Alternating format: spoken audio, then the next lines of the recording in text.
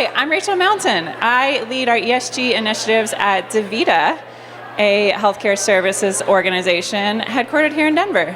You heard a little bit about us from my teammate Liz earlier. I also serve as a board member for CIVIC, and I'm really excited about our session today. Thanks, y'all. Welcome. All right. I hope that you have all used your generous donation from our giving partner, Global Giving, to help spread the impact of today across the globe. Thank you for joining today's session. The green space is gray. Get clear on sustainability and ESG as we discuss why the green space is actually a gray space. Our panel of experts are going to share tips for navigating the uncertainties that we face while defining and tracking towards sustainability and ESG goals, as well as how to create programs of impact that will satisfy your stakeholders. Those are big shoes to fill, big promises, y'all. It is my pleasure to introduce our panelists for the conversation today. All right, first, Elizabeth Neufeld, founder and CEO of StratLabs. Elizabeth Neufeld has over 23 years of working in the purpose-driven sector, supporting leaders from large and small organizations representing various global, social, and environmental causes. In 2017, she founded StratLabs to create a better way to bring marketing, communications, and fundraising together for both nonprofits and companies. Next, Alicia Chin, Director of Sustainability and Social Impact for Emerging Brands at VF Corp. Alicia is currently Director of Sustainability and Social Impact for Emerging Brands at VF Corporation. She has dedicated her professional career to advocating for the value of corporate social responsibility and the power of brands to be a force for good. Alicia leads strategic planning of the Smart Wool's Sustainability and Social Impact 10-year roadmap aimed at protecting outdoor places that we love to explore and making outdoor spaces accessible for all people. We also have Henry Hughes, Executive VP of Marketing for Bobo's Oat Bars. Henry is our fearless leader of all things marketing. He spends his day telling as many people as possible about Bobo's while ensuring that we continue to exceed expectations in all aspects of the brand. When he's not at Bobo's, you can find him enjoying the Boulder sunshine on a bike or skis. And finally, Christine Yeager. Christine is on a mission to leave the world better than she found it. Through conviction, empathy, and an infectious laugh, she leads teams to act and make an impact. Most recently, she exited Coca-Cola as the Director of Sustainability PMO to pursue a purpose-driven lifestyle. She has started an impact consulting firm focused on helping sustainability-focused companies accelerate and scale their impact. What a session we're going to have today. As a reminder, all workshops will be recorded and resources mentioned will be available after the summit for all attendees. We'll save time at the end for audience Q&A, and don't forget to share what you're learning on social and tag CIVIC. All right, with that, welcome, Lizzie.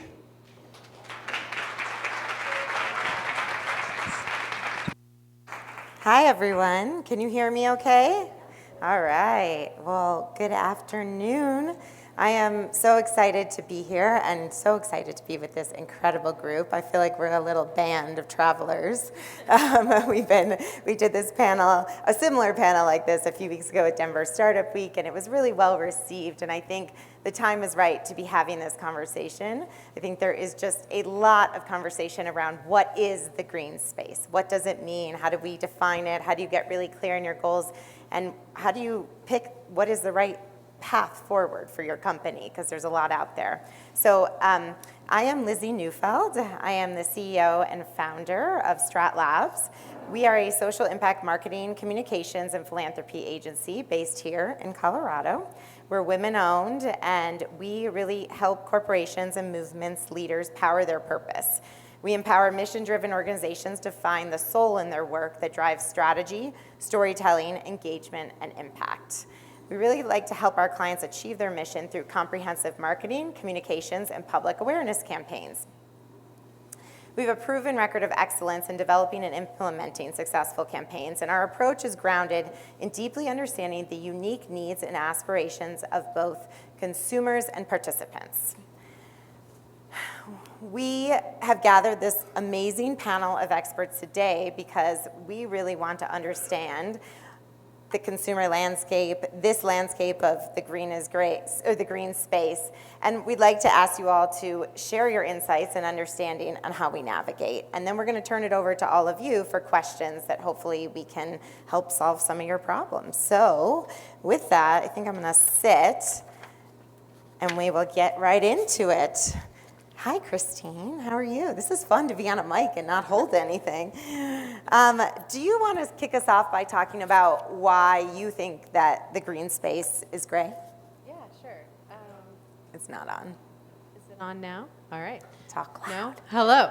I am an extrovert and a Texan, so I am often loud. So, yeah, I think the green space is complicated, right? Our Earth is complicated. I think that there's a lot of conversation out there about ESG, and it's getting a little bit of a bad rap. There's B Corp. There's lots of different ways. There's SASB. There's lots of different ways to measure your impact. And it's, you talk to people who've been in the industry, Rachel probably could say the same thing, that it's really not there's jobs out there that say we're looking for people that have like 20 years experience in the ESG space. And that's people that have been in the industry for that long recognize that that's a little laughable, right?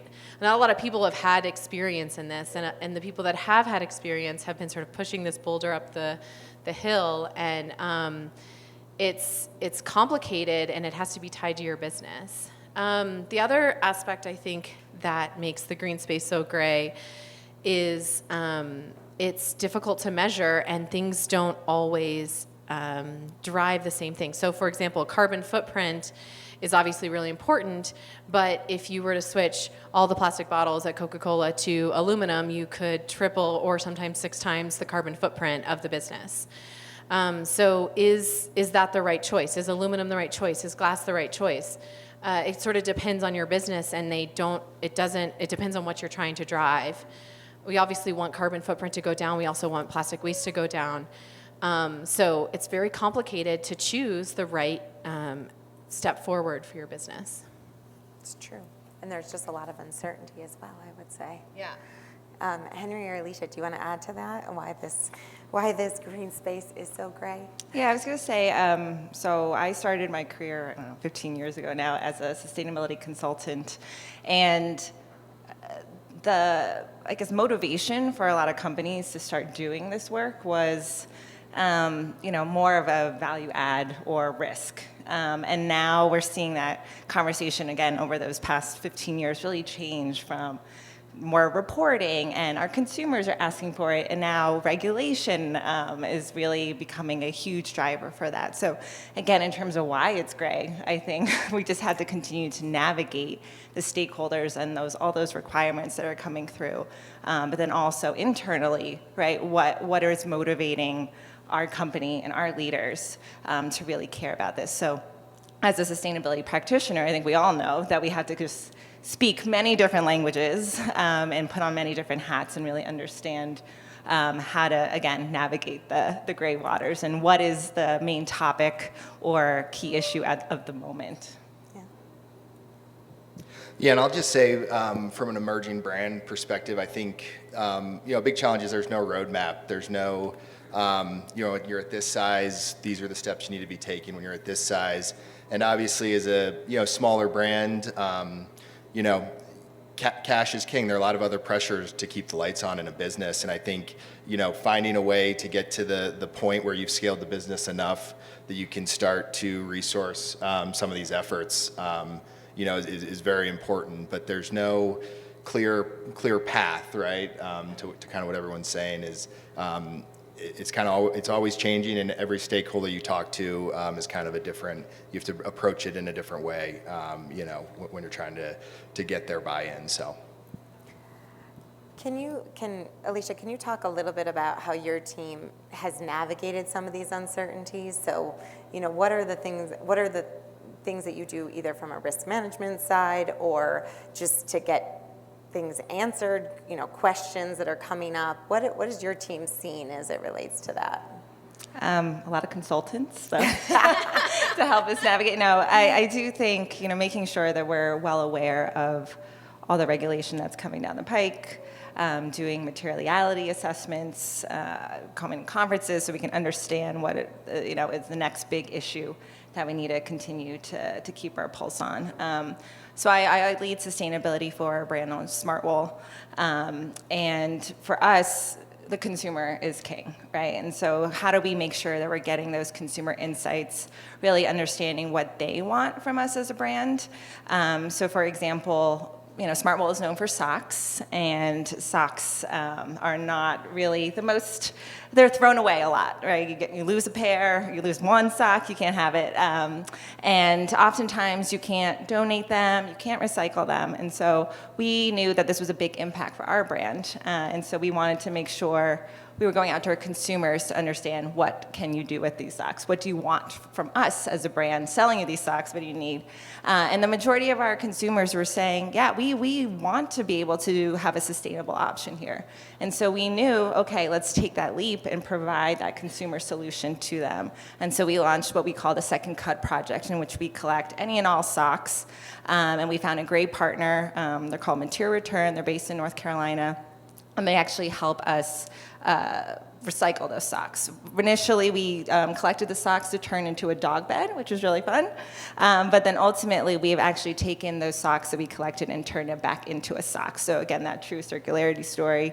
And so for us to really navigate, this was a huge risk for us. We didn't know how many socks we would get. We didn't really know what we could do with them. But again, going back to the fact that our consumer was asking for this, it gave us all the confidence to take that leap and make a pretty significant investment in this, again, with a partner who had never actually done this as well, to really continue to push the innovation. So, yeah. And it sounds like you had to pivot, like you went from the dog bed to the actual sock, so there was some uncertainty there, and then there was a pivot that was made. Yeah. Did that pivot take a long time? Like, did you realize it right away? No, I think the sock was always the end goal, Okay. but we wanted to get the pilot up and running, and so making sure that we had a specific target that we could work towards. So the dog bed was a little bit more realistic, and so that's why we set this, okay, in 1 year we're going to do the dog bed, and then maybe in 2, 3, 4 years we'll get to the sock, but thankfully we were able to get there much sooner. Love that. Did either of you want to add to that about the complexities and how you're navigating that, or how your clients are navigating it? It's difficult. Yeah. I would just add, I think, back to the consumer is king. It is really helpful to do that due diligence to understand what consumers are expecting of you and your organization, whether it's through consumer insights of just the general industry, or if you can do surveys of what they expect from your brand specifically. Coke has looked into this a lot, and there's an expectation. There was, the insight a while ago that people will pay more for sustainability, and that seems to not be true. And if you dig into it, it's more, at least for a brand like Coca-Cola, it's about an expectation that you make sustainability easy for me, that it's really government and manufacturers' job to solve some of these issues. And so honing in on what that looks like. And then I think there was a panel or a discussion earlier about like what's core to your brand, and what's core to Coca-Cola, of course, is that plastic bottle. So then it becomes very easy to focus on where you want to spend your energy, and then launching the 100% recycled plastic bottle for Coca-Cola. So that's kind of the journey example of like what is the consumer expectation, and really honing in on that. So then you can push away or avoid some of the potential greenwashing issues, because it's something that your consumers are expecting of you. It's something that's core to your brand, and it's something that you can take action on directly. Do you want to add? Okay. I appreciate that approach. I guess as it relates to the evolving guidelines and regulations, how do you all keep up with that? Are you briefed daily? Like I imagine like a situation room. It's like, today, this is what we're dealing with. Really, because whether it's the regulations that are coming down, or it's news, something happens in the news, like, the situation that happened with Allbirds. Like, did you all sort of like get briefed on it and you're like, oh my God, this happened, we have to watch this. What does that look like? Because it's a scary, scary place out there.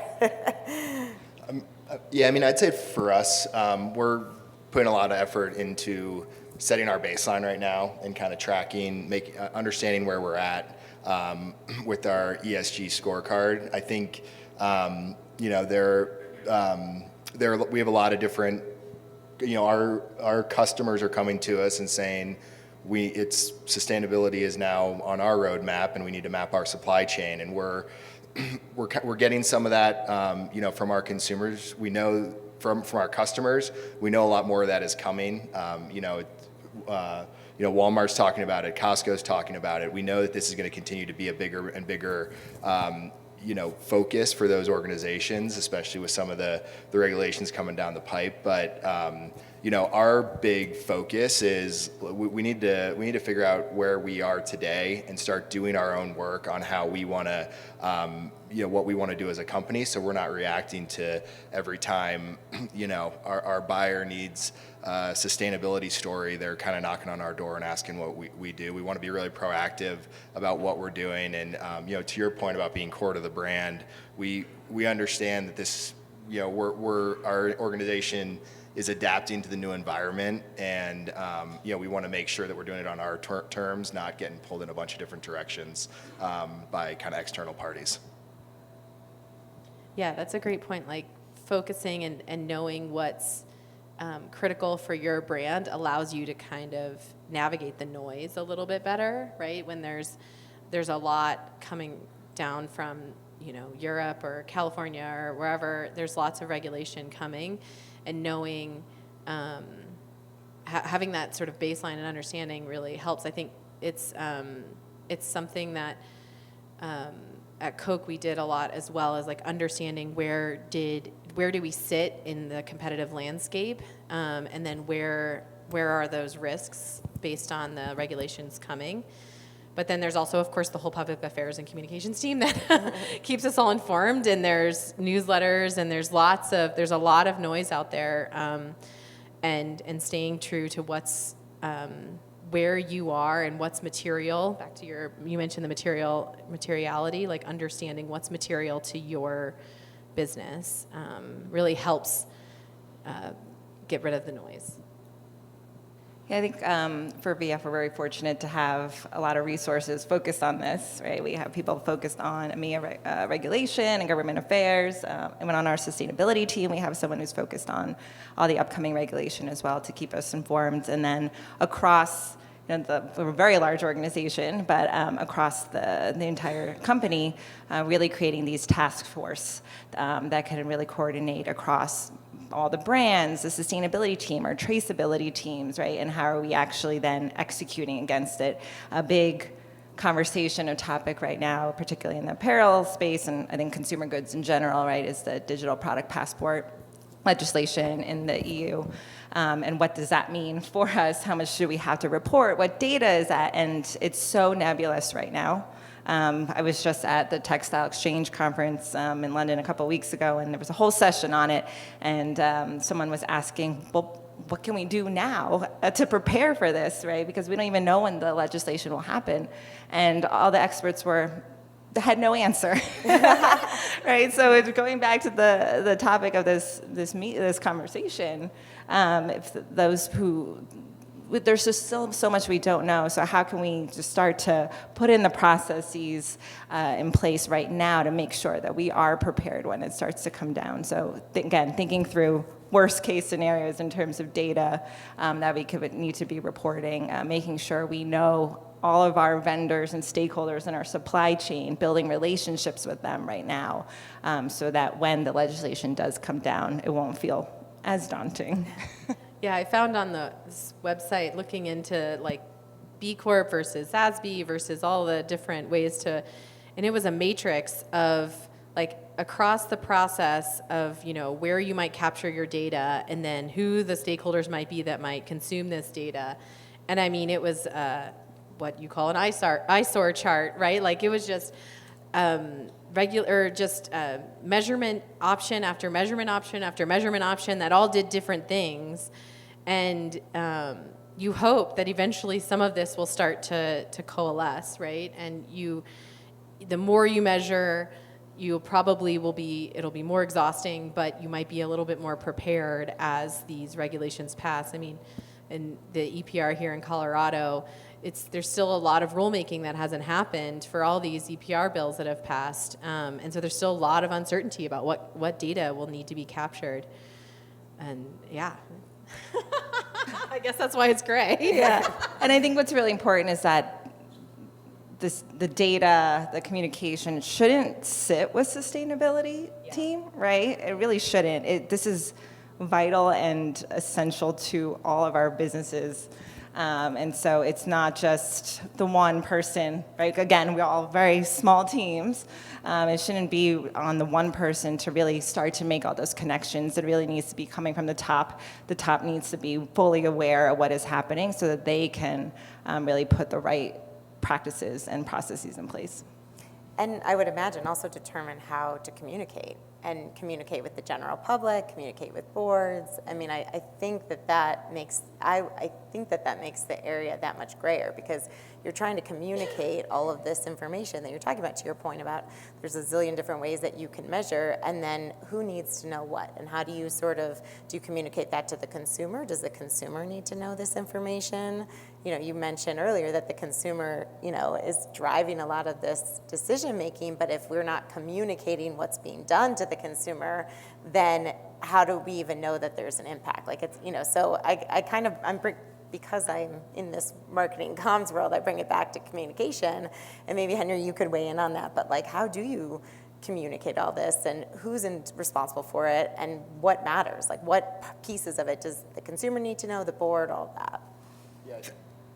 Yeah, I think the communication piece is really hard, especially with consumers. And as you're on this sustainability and ESG journey, the statement that everyone wants to make is a lot further away from reality than where the organization is. And I think that that's really hard to fight back. Obviously, there's a lot in the news about about greenwashing, which, someone in my seat I'm very conscious of, and, want to make sure that we don't put our brand at risk in that way. But, everyone wants to make the big, bold statement that, honestly, companies who are ahead of us from their maturity and their sustainability efforts can make. And that's kind of what we're held up against a little bit, I think, with our consumers and even with some internal stakeholders. So I wish I had a good answer for it. I think it's really challenging. I mean, I think our approach has just been, we have to stay true to what we're actually doing, and we have to map out where we're going.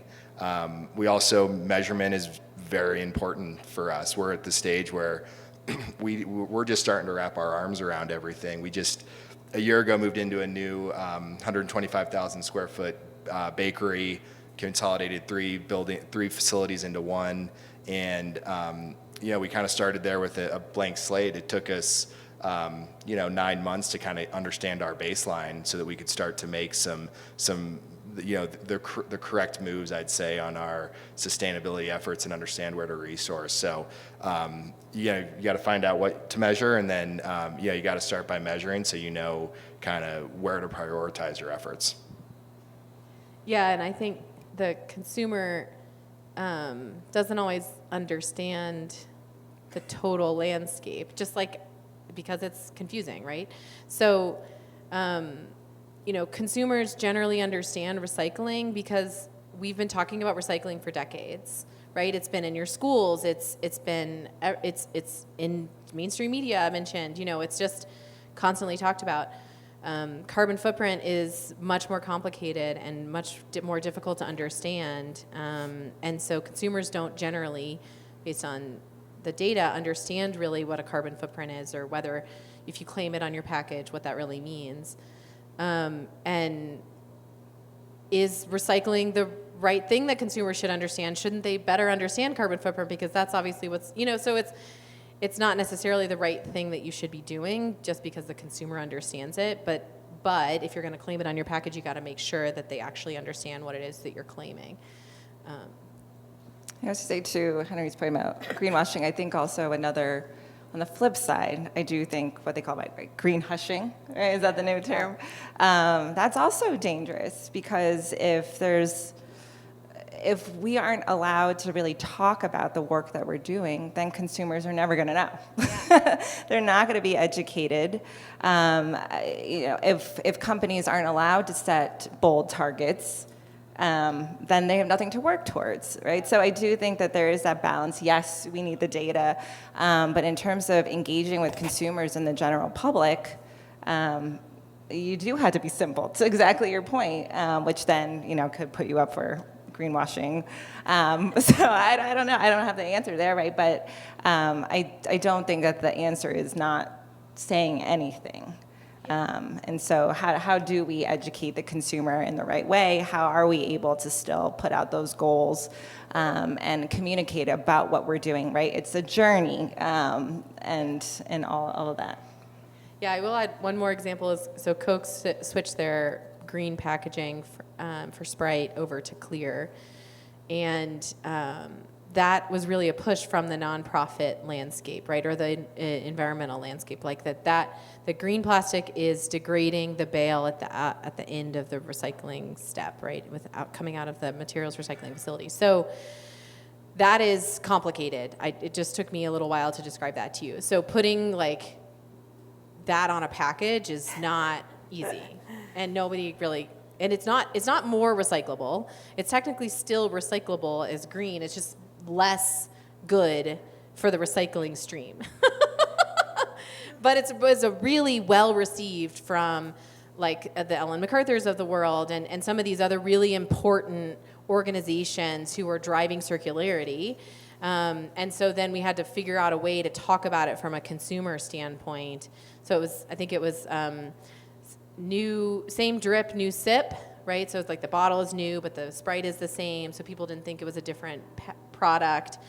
And yeah, it's not like a big marketing campaign, but it is very important to explain to consumers that this is in fact the same Sprite.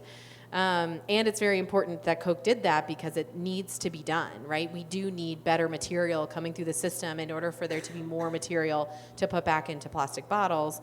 And so that's an example of not every consumer-facing message can be really sexy. Sometimes it's gotta just be what it is so that you can get the outcome that you really need.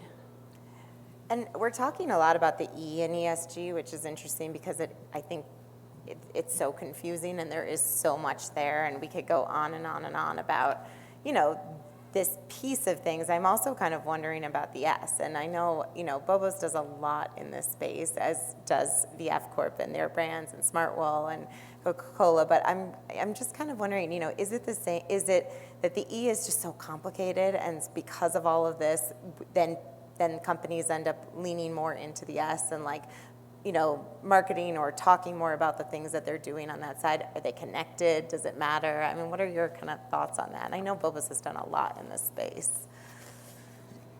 Yeah, I think the E gets a lot of national attention right now. So, I think, a lot of the work that we've done has been really focused on, our smaller community, and then, some bigger community, and then a couple national programs. And, a big focus of that has been around supporting organizations, building consistency with our team in organizations that we believe in as a company, and getting buy-in from volunteer days to certain packages we'll make, supporting nonprofits, all the way up to media pushes and things like that. And we've been really focused on how do we keep that kind of consistent, on brand, and bring our employees along with us in those efforts. I think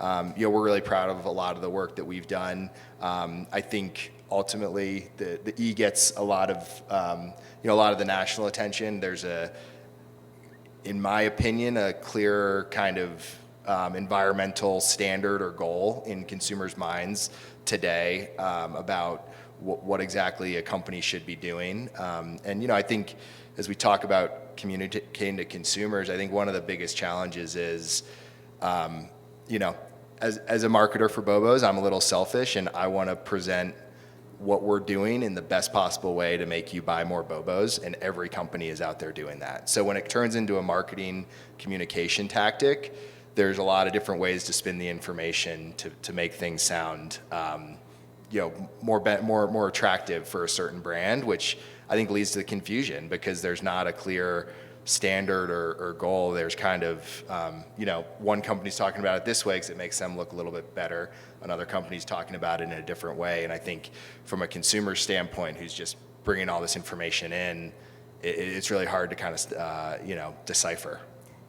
Do you think that's why companies are latching on more, not latching on more, but just have an easier time with the S because there isn't sort of that standard or that measure, and so it's just a lot easier to go out there and say all the good that you did in the world? Yeah, exactly. And Yeah. I think there's a big, there's a big team part of it too. It's an organization that's kind of putting their foot in the ground and saying this is what we believe in.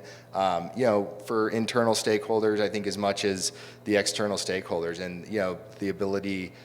We take a lot of pride in our different cause bars that we do that drives a lot of awareness to different organizations.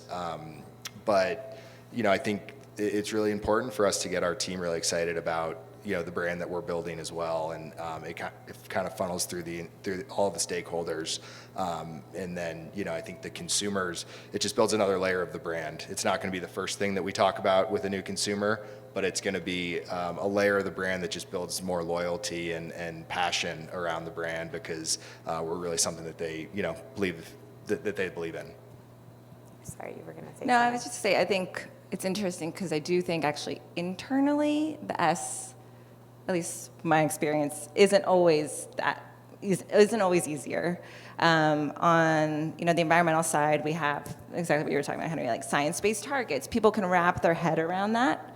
There isn't an industry-wide or socially accepted metric or standard for the social. Yeah. And so oftentimes I get a question like, okay, well, what are we working towards? Why? What is that big goal that we should be setting? And there isn't necessarily something to reference. Yeah. It is looking more at the peers and what is everyone doing, and just kind of understanding a little bit more on that DEI side of things of what the goals we should be setting. But it makes it a little bit harder to set the goals when there isn't necessarily, again, something rooted in science, like science-based targets. Yeah, no, that makes a lot of sense. And it's interesting to kind of think about it from a historical lens too, because really I feel like CSR, kind of came up, and then ESG is sort of like, developed to be, would you say that, do you feel like ESG encapsulates CSR in this way? Like it has that and should have that ability to kind of, I don't know, is that something that you could see happening? I think that's the attempt, right? Like the ratings agencies out there, they have some metrics, and a lot of them are how many females are in your leadership, female in your leadership, and like supplier diversity and some of those aspects, and those become sort of numbers, and they're no longer the heartstring stories that they used to be, I think, because I do feel like it's a bit older. To your point, It came up first, and so now it's no longer shiny and new. It's become table stakes, and now ESG is becoming heavier on the E because now we need more table stakes in that space, potentially. I don't know. Okay. All right, well, we're getting kind of close to questions and answers here. A little Q&A. I guess before we get into that, do you want to talk, do each want to kind of give 3 key elements that you think are necessary to developing a framework for a program that, like, in this day and age, here we are right now, what are 3 things that you would say are absolutely critical to have a successful program? No pressure at all. I can start because I think you guys will have a different probably view than I am because we're like I've kind of mentioned, we're early in our journey, I would say. we're getting to the scale where over the last couple of years we've really started to invest in our sustainability and ESG efforts. The most important thing for us in this stage is measurement, and I think you have to understand, from the sustainability side and then just the whole ESG. We're working with an organization right now to kind of give us an ESG scorecard that really gives us a really good idea of where we need to resource, moving forward. So, I think measurement. I think you got to get buy-in. I think one of the challenges that I feel is, ESG is not in our company's mission statement, right? We're an oat bar, first and foremost, and I have a ton of respect for brands where that is part of their core. It's not part of our core, so we need to figure out a way to incorporate, to find ways to to really lean into that, and without it kind of being our guiding light. And I think the measurement and the buy-in from leadership board level is really important to that. And then I think the other piece, and this is the piece that we're undertaking right now, is you have to have really good partners. You have to have really good supply partners. We don't have the ability to go partner with anyone we want in the world to grow our oats. There are a couple oat suppliers, so we need to really partner with those suppliers and say, this is the stuff that's really important to us, and if you want to be our long-term partner, these are the expectations that we have for how our oats are going to be handled, and kind of the standard that we're going to set, because we know we need to start to map our supply chain and put pressure on our suppliers.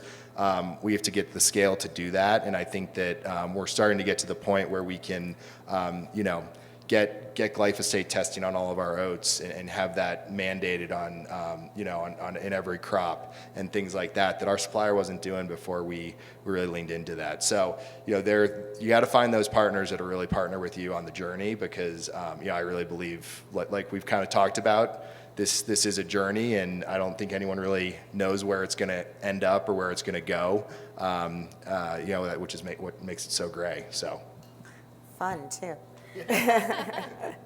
Sure.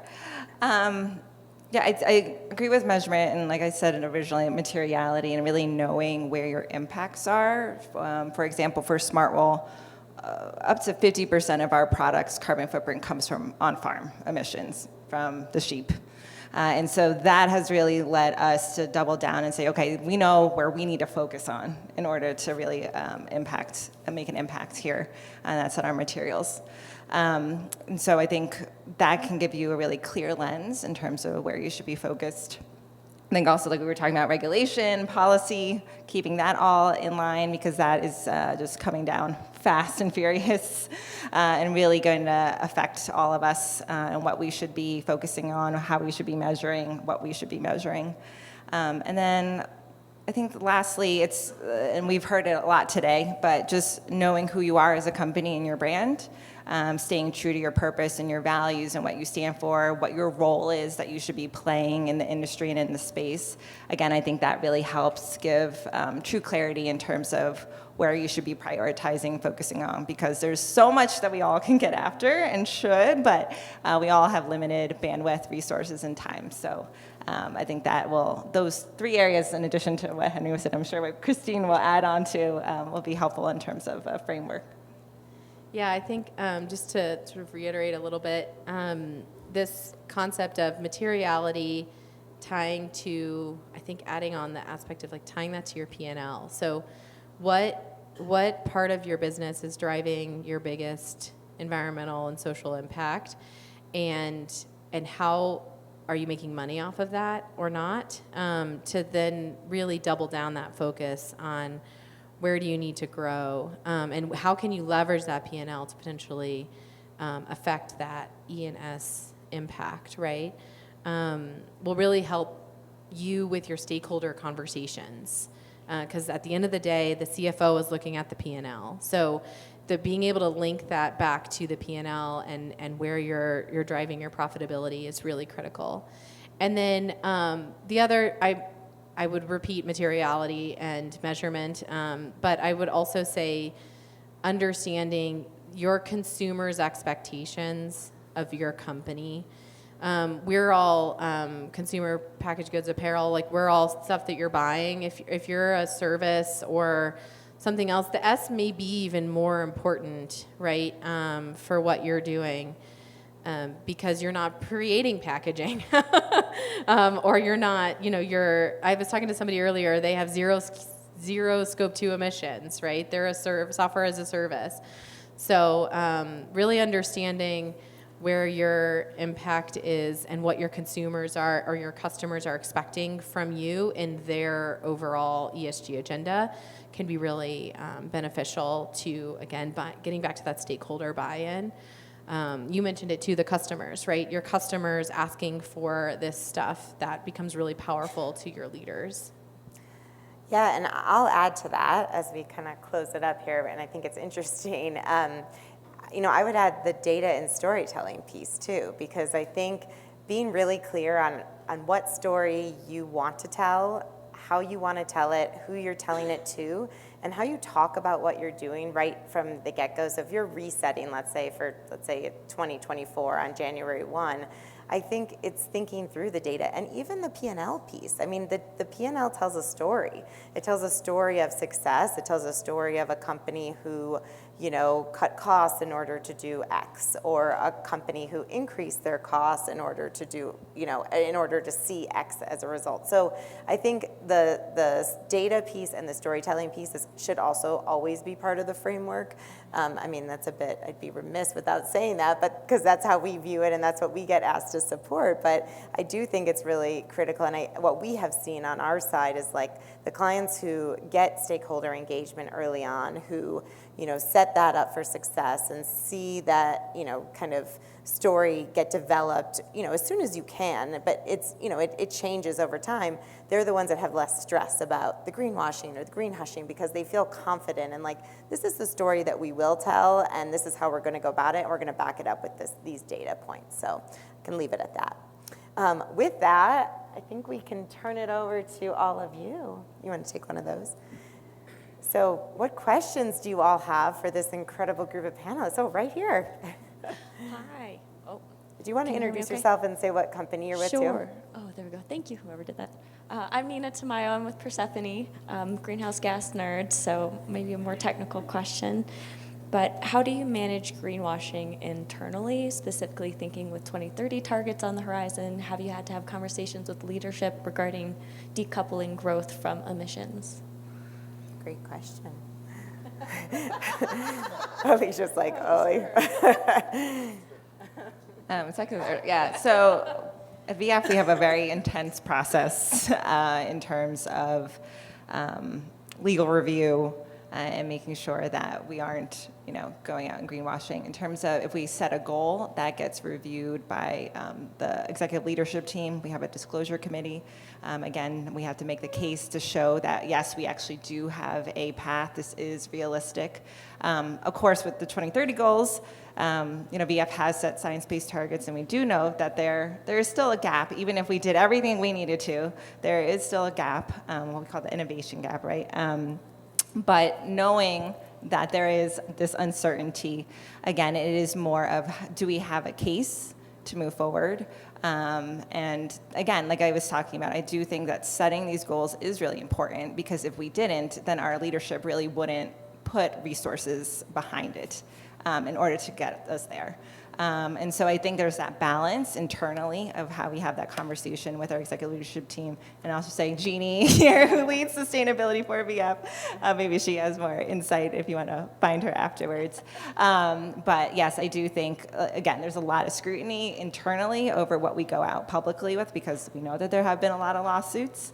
But at the same time, again, setting these bold goals is really key. So making sure internally we have our plan and all set to go. Yeah. Yeah, I think similarly, there's a lot of scrutiny about what comes out of the Coke building, said publicly.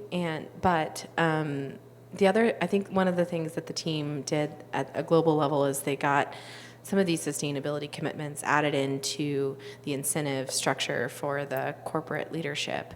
So that means that some of these goals affect, the president of North America's bonus, which makes it really important that what you're saying and what you're committing to year over year against their annual plan and the long range plan then is defensible and then funded, right? So I would just add that top-down commitment is really helpful in enforcing sort of consistency and accuracy in what you're really committing to. And then I would add also understanding your baseline. Like Coke's, a lot of their carbon footprint is wrapped up in corn, similar to the sheep, right? It's corn for high fructose corn syrup. And then a lot of it is the grid, the fact that the grid itself is a carbon intensive grid. So then that allows the team to focus on where to drive impact. I'll just echo that because VF recently included sustainability targets as part of our executive leadership team bonus structure, and now we are getting a lot of questions. Yeah. And what do you need, and how are we actually measuring this? So yes, I fully agree. Is that helpful? And I'll also say too, we did a project with VF, and it was interesting, whether you're a huge company or a smaller company or a mid-size, don't forget about everybody else on your team too, and making sure that they know how to speak about things and that they know what the targets are and what it means. We were really surprised to find out that, we were working on this regenerative agriculture, and that was not a term that a lot of people really connected with internally, and so what does it mean? And then if that's getting rolled out to a product or, whatever it is, it's how do you talk about it? And that I'm just talking about internally. So that's kind of another point on the communication side. Who else? It's hard to see with the lights, so you have to stand up, I think. There's one in the back there.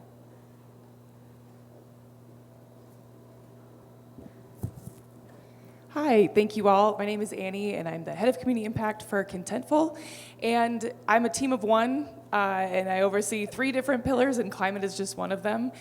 So something I'm trying to do is I keep coming back to this idea of when it comes to a decision-making framework or a lens that I can equip other business units and other leaders, since I can't be in every conversation and part of every decision. And quite frankly, my leadership is not totally there yet to be I'm incentivized, top down, all of those great things. So I keep trying to think of, can I give them a framework so that in my heart of hearts, my ideal world, if they have 2 options, another decision-making criteria would be which is the more sustainable option, which is the better choice. So do any of you have experience doing anything like that? Or, and if not, more broadly, finding champions, but getting people in the fold and getting them to do that education piece and think more green-minded, because I have to leverage them beyond just myself. So a couple of things.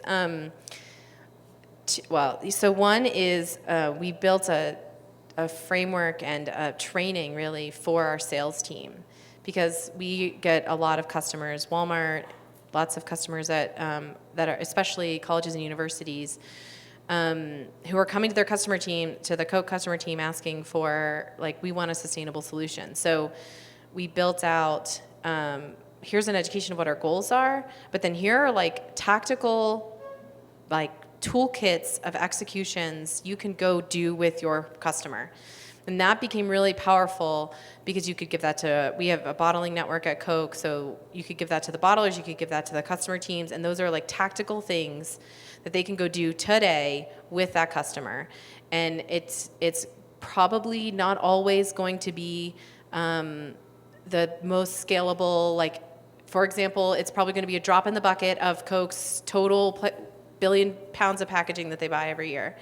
But it's something that you can sell with your customer, which becomes very valuable to them, and then they can ignore the noise. Hey, we have a whole team of people talking to the policy world landscape, about what the policy should be, you don't need to talk to your customer about that. Talk to your customer about these things you can do specifically. So giving them very specific focus. And then the other aspect is we built with the technical team, with the innovation team, here are the types of innovations that we do in general, and here are decisions you can make against each of those types that are more sustainable or less sustainable. And if it's something that you really have no idea, bring it to us, we'll do a life cycle analysis on it.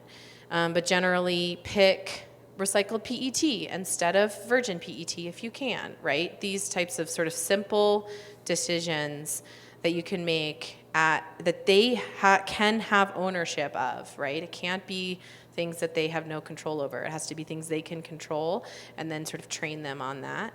And it takes time to get there, and it takes partnership with the right SMEs to sort of make that happen. Yeah, I was going to say, if you want to grab a drink out of this, I'm happy to chat, because I too am a one-woman team with multiple verticals and now overseeing 3 brands, so it's a lot. But yes, what I found really effective is just finding the advocates in each department, right? You have to go to the decision makers who can really advocate and push for you. And build those relationships, make sure that they really understand the importance of sustainability, of DEI to their job and their role, and how it can support their goals. It sounds easier than it actually is, but really building those relationships is really important. And for me, I was on maternity leave last year, and I was like, oh my God, everything is going to fall apart. But I was really pleasantly surprised that, the ship kept going, and people really took that seriously. They're like, okay, Alicia's not here. I need to step up and make sure that I'm representing this work, because it is important to the brand. But yes, it's a lot of building those relationships. And a decision tree is a great idea. Anyone, do you want to say something?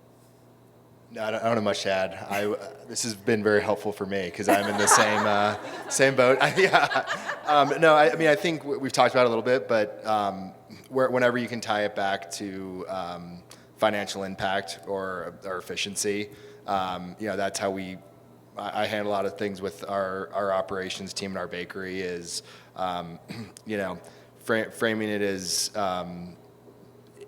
like through the lens of the P&L, through the lens of cost savings opportunities, because for our business, a lot of our sustainability efforts also are cost saving efforts, because we're just taking less waste out of our system. So that's a tactic I've used, but I agree it's a challenge. It makes me think of something my 12-year-old said to me yesterday, which is something 5 minutes that they had learned in school, which is wadi. What are you doing? Why are you doing it? So I think that could also just be the overarching question to be, putting out there. If you want to keep it really simple, it's like, what are we doing? Why are we doing it? And then have everything filter from there. And then again, on the communication side, is keeping it so simple. So, not overwhelming with tons of details and tons of definitions and vocabulary, but just the basics, because who knows who's looking at it and who's going to kind of run it up or say, this is, we want to do this. We're going to, we really need to, prioritize this. And a great level setting for 24, which was coming quick. Who else? Okay. Can you all talk a little bit about sort of in the S space? Again, I think to your point, it can be kind of vague, sort of hard to put like a measure on it. Those of us that live more in the CSR world, how best we can help to achieve sort of the S lane when sometimes the work is a bit more ambiguous and hard, and do we need to push to be more definitive beyond just teammate engagement hours, and how can we partner in that way? I'll start just because I feel like we do so much of this with our clients, and I'd say the biggest thing in that S space, if you're talking about engagement, is having really, really solid partnerships, which is what we've all been talking about, whether it's on the E side or the S side, but it's that really solid partnership. So if there is a cause, if there is something that your company is supporting, have partnerships. Make sure that those partnerships are not just like a phone call or an email to a nonprofit saying we want to support you, we want our teammates to come and volunteer with you, it really has to be, what are the goals of this partnership? How are we going to achieve them together? How are we going to communicate that we're working together? Those three questions to me are critical for any successful partnership. And we see so many of these corporate nonprofit partnerships fall apart because nobody really knows what they're supposed to be doing, who's supposed to be doing it, and how it's going to get measured. And so to your point, it really isn't just about team engagement, it's about having impact. And if you can clearly say our goal is to, provide this experience, have this impact, and hopefully support their mission, then, it's easier to get more people on board. And I know Bobos does so much of this, so you might be able to add to that. Yeah, I'd say something that I think is really important and has worked really well for us is to tie your work to kind of the brand mission. Bobo's was founded mother-daughter baking together. Our slogan is bring people home, feed them like family. So we've done a lot of work with Habitat for Humanity, There with Care, organizations that aren't just someone on our team that says, I'm really passionate about this, we should donate money to this. It's like, well, how does that fit into our brand and how is it part of our story and what we're building here? Because I think when it's one person who's championing it, it's really hard to get kind of full buy-in. And then I think you can also, there's opportunities to leverage the brand to tell that nonprofit partner's story as well. Because for Bobo's, we do have a stronger marketing muscle than maybe some of our partners. So we want to be able to bring something to the table that's not just hours and a check. We want to be able to tell the story on a broader scale as well. Check out the Bobo's partnership with There with Care. If you just Google it, it pops up. But I think it's a really interesting case study with their Nora bars. So take a look at that for some insight. Well, I think that's it. We are done. And we'll be in the back for a few minutes if anyone wants to come grab us to ask questions, dig into it a bit more. Thank you. Yeah. Thank you so much, everyone. What a fantastic panel. I can't wait to put some of those learnings into practice. Please join me in thanking again Lizzie, Alicia, Henry, and Christine. You help to bring clarity to a complex set of topics, and I, in particular, love the emphasis on materiality, impact, measurement, tying it to purpose and your P&L. Don't forget about that data and storytelling component. Partnerships was another common theme, all while trying to keep it simple. No problem. All right. Coming up next, it's our final workshop block. We're going to feature the following sessions: building the workforce of the future, breaking down barriers, integrating the E and the S through environmental justice, making the change, trust-based philanthropy, and collective impact partnerships. And these workshops will start at 2:15. Please don't miss out on this last workshop block before the keynote. We will also have snacks available on each floor. Let's give everyone a thank you one more time. Thanks so much.